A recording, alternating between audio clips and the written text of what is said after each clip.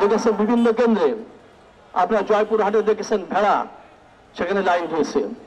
কেশবপুরে দেখছেন হনুমান হাজির হয়েছে, বিভিন্ন কেন্দ্রে কুকুর হাজির হয়েছে। আরো দেখেন মারাত্মক ছোট্ট ছোট্ট শিশুদেরকে দিয়ে ভোট দেওয়ানো হয়েছে। আরো দেখেন নাকের ঝুকার পাটকিয়ে করেছে। একটা সিটে দেখা গেল একজন পুরুষ মানুষ, পোলিং অফিসারের সিট ছিল সেটা। জিজ্ঞাসা করা হলো আপনার পরিচয় কি? পরিচয় দিতে পারে না।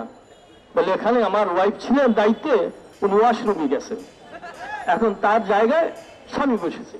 মানে নাটকের যত দিক থাকে সব দেখিয়েছে। এই নাটকের মাধ্যমে যারা ক্ষমতায় বসতে চান কতদিন থাকতে পারবেন এটা আপনারা চিন্তা করুন। আমাদের বঙ্গবন্ধু কন্যা কয়েকদিন আগে জাতির উদ্দেশ্যে বলেছেন, আপনার আরেকবার সুযোগ দেন, আমি সেবা করব, পূর্বে যে ভুল হয়েছিল শুধরাবো। আমাদের প্রশ্ন, 15 বছরের মধ্যে কি আপনি ভুল শুধরাতে পারেন নাই?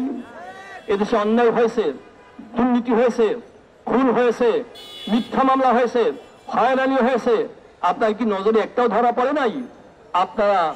আপনি গরিবের দিকে নজর রাখতে পারেন নাই। ওরা খেয়ে থাকলো না না খেয়ে থাকলো আপনার কিছু দায় আসে না। আপনি নজর রাখেন নাই লক্ষ লক্ষ কোটি কোটি টাকা যারা পাচার করেছে তাদের দিকে আপনি কোনো ব্যবস্থা নেন নাই, নজর দেন নাই। আপনি লক্ষ্য রাখেন নাই এদেশের শিক্ষা ব্যবস্থা কিভাবে সাজানো হয়েছে। আমি প্রশ্ন করতে চাই, এদেশের মানুষ ভবিষ্যৎ প্রজন্ম যদি মূর্খ হয় আপনার কি লাভ? আর যদি শিক্ষিত হয় আপনার কি ক্ষতি? বিশেষ করে ধর্মীয় শিক্ষা যেভাবে সংকোচন করা হচ্ছে, এটা নিশ্চয়ই শুধু দেশি ষড়যন্ত্র নয়, বিদেশি ষড়যন্ত্র কাজ করছে। তারা চায় এদেশের মানুষ ইসলাম হারা হোক, ধর্ম হারা হোক, কিন্তু এই চক্রান্ত এদেশের মানুষ মেনে নিবে না। আমি প্রশ্ন করতে চাই, ইসলাম ও নৈতিক শিক্ষার বই বিতরণের পরে আবার কেন কালেকশন করা হলো?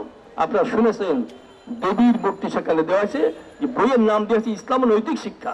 কত বড় ষড়যন্ত্র! আপনি মনে করেছেন বিদেশিরা আপনাকে রক্ষা করবে?